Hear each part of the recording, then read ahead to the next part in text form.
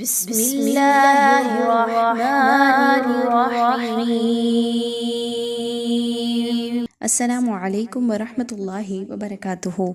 آج کی کلاس میں انشاءاللہ سورہ حجرات کی آیت نمبر 11 میں ایک ایسا لفظ جس کو بہت سے لوگ غلط انداز میں پڑھتے ہیں اس کی اصلاح دیکھیں گے، کس طریقے سے اس کو صحیح انداز میں پڑھا جاتا ہے اور عام طور پر لوگ کیا غلطی کر رہے ہوتے ہیں۔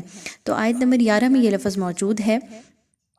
آپ دیکھیں گے کہ یہاں پر سین کے اوپر زبر ہے اور لام کے نیچے زیر ہے۔ اس وجہ سے اکثر لوگ اس کو کیا پڑھ دیتے ہیں، سین کو لام کے ساتھ جزم کی صورت میں ملاتے ہوئے حمزہ کے نیچے زیر پڑھتے ہیں۔ یاد رکھیے کہ اس لفظ میں الاسم کا جو لفظ آ رہا ہے، اگر اس کو دیکھتے ہیں تو یہاں پر جو دونوں طرف الف ہے اس کو نہیں پڑھا جاتا۔ لام کی لیفٹ اور رائٹ سائڈ پہ جو الف ہے ان دونوں کو نہیں پڑھا جاتا۔ لام کے نیچے جو زیر ہے اس کو ڈائریکٹ سین کے ساتھ ملایا جاتا ہے اور جو پہلے والی سین ہے اس کے اوپر زبر ہے اس کو پڑھا جاتا ہے۔